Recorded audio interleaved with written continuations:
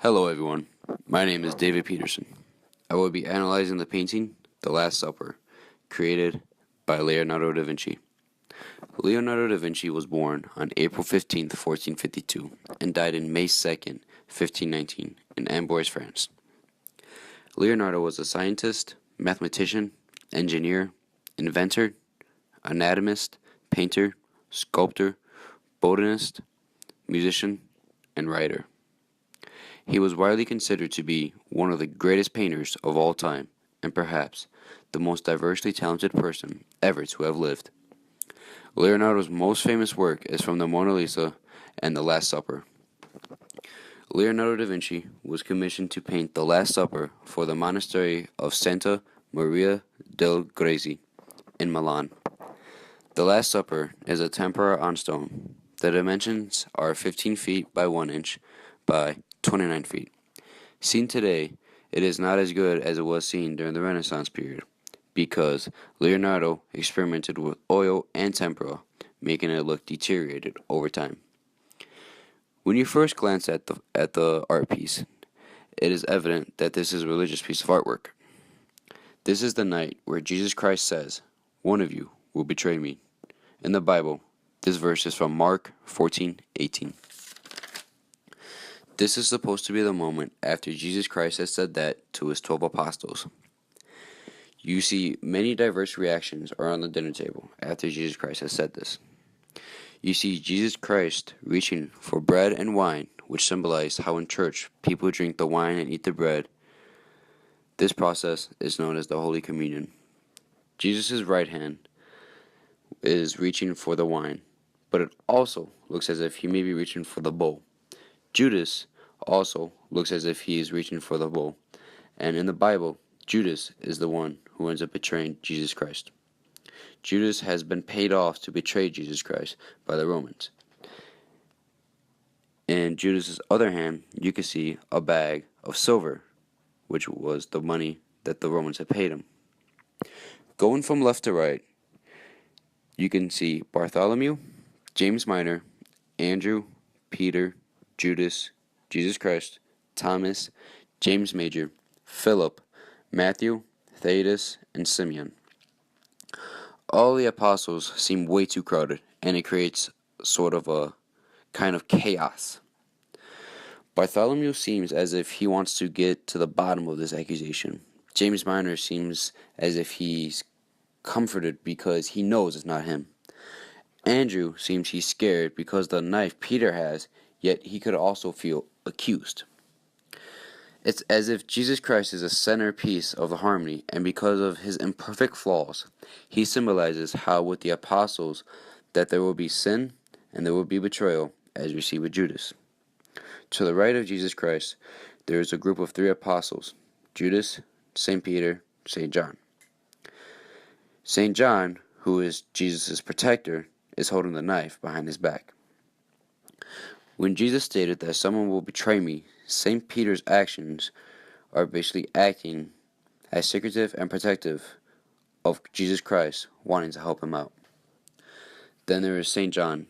He is tilting his head, somewhat showing a sense of sadness. The 3 apostles on the far left of Jesus Christ are Matthew, Thaddeus, and Simeon. They seem as if they are wondering who it is. Leonardo has the apostles gathered in 4 sets of 3, which help in creating the chaos and drama through the various bodily motions that each apostle is doing. Next to Christ, on the left, is Thomas, who is pointing up as if asking Christ, "Is this God's plan?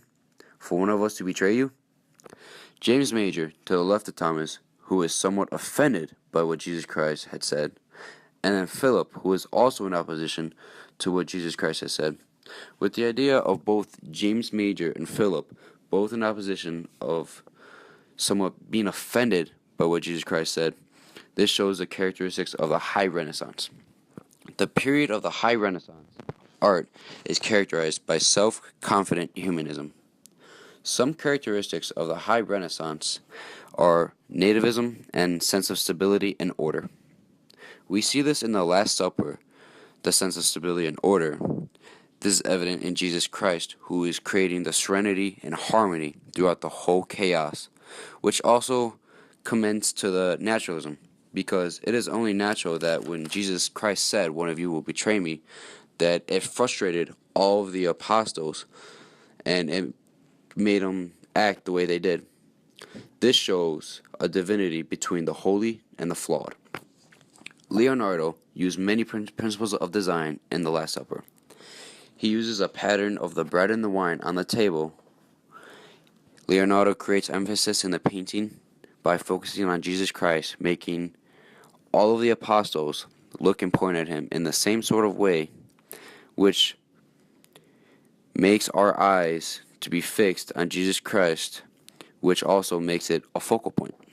Leonardo uses a sense of disrupted harmony from the 12 apostles.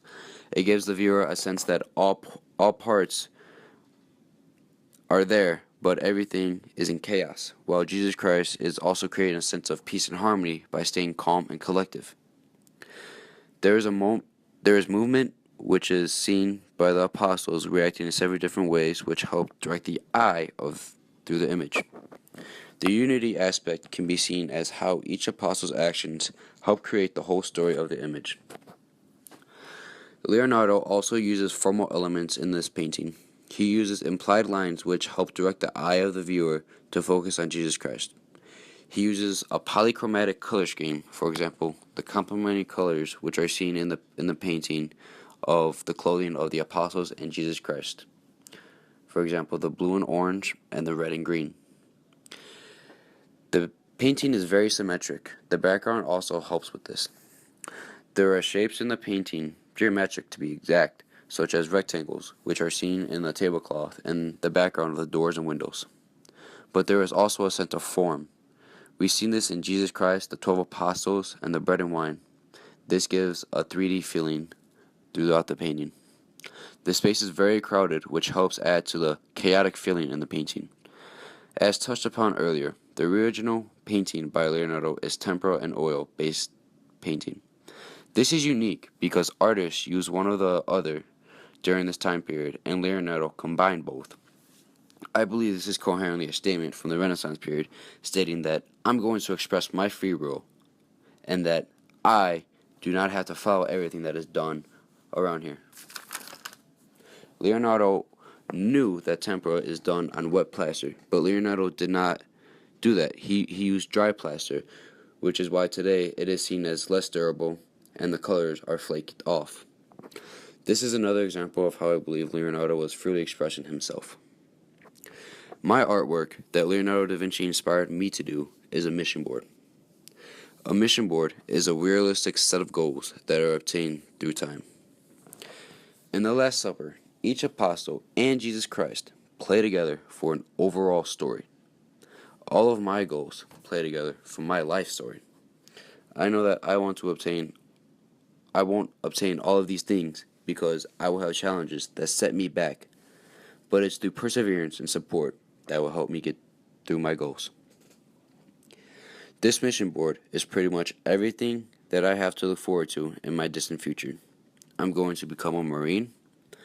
I will become a police officer. I will own a nice car. I will own a nice house.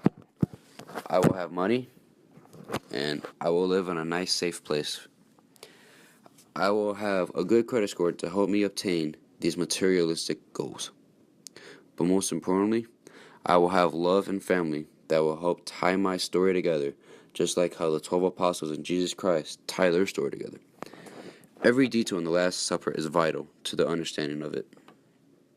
That's why every goal I accomplish will be vital to the understanding of my life story.